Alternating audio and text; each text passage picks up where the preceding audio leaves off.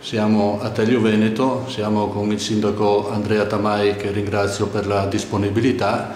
Il suo è un comune forse il più piccolo dei 11 comuni del comprensorio.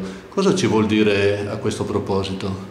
Sì, il nostro è il più piccolo comune della provincia di Venezia e naturalmente anche del Porto Varese, però abbiamo naturalmente tutti i grossi problemi, anche se siamo un piccolo comune, come gli altri comuni del territorio. Naturalmente i problemi vanno dai problemi dell'assistenza ai problemi di bilancio, che sono dovuti ai problemi di bilancio. Inoltre abbiamo un territorio che in questo momento si sta trasformando perché abbiamo il passaggio alla terza corsia, siamo un territorio di confine, quindi dobbiamo ragionare anche con i nostri comuni limitrofi, Cordovaro, Tagliamento e altri, e quindi è un momento di evoluzione del nostro territorio che bisogna fare delle scelte che siano scelte ponderate e naturalmente importanti. Telio Veneto, Veneto però siete attaccati al Friuli.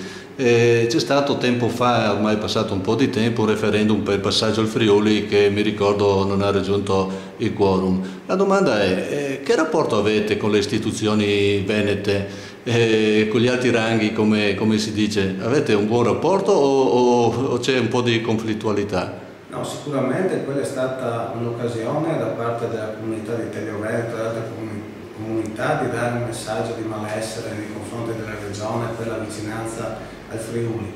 Comunque questo è stato recepito dalla regione Veneto, infatti sono stati molti interventi anche negli ultimi mesi di finanziamenti della regione Veneto verso il nostro comune. E comunque noi abbiamo considerato questa vicinanza con il Friuli anche un momento di arricchimento del nostro comune, perché abbiamo instaurato tutta una serie di rapporti sia dal punto di vista della programmazione del territorio,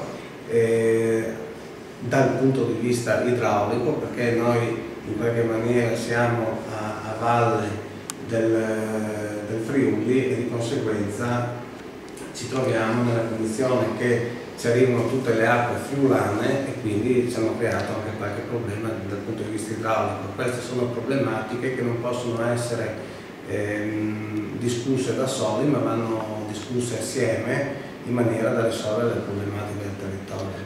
Telio Veneto è detto paese dei mussi in dialetto, no? Io ho mia madre che è di Telio Veneto, perciò io mi ricordo un Telio Veneto da bambino molto diverso dall'attuale.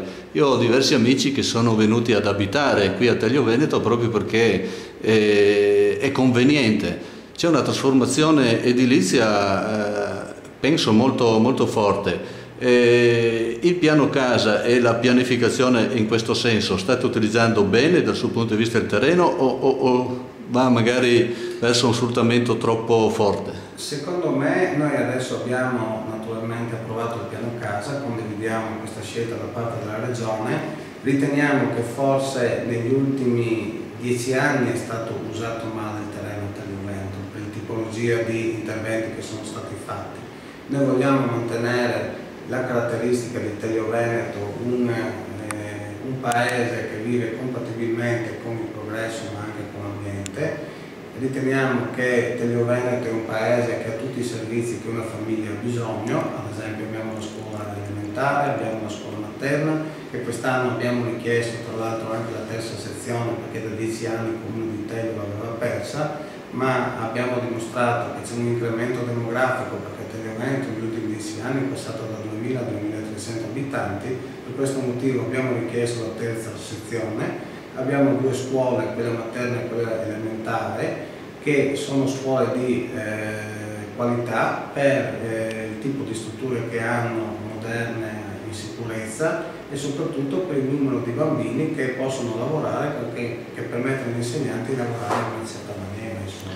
Bene, allora in conclusione di questa intervista, cosa vuol dire o far conoscere ai suoi cittadini, concittadini di bello che ha fatto l'amministrazione, di importante o che le ha dato soddisfazione?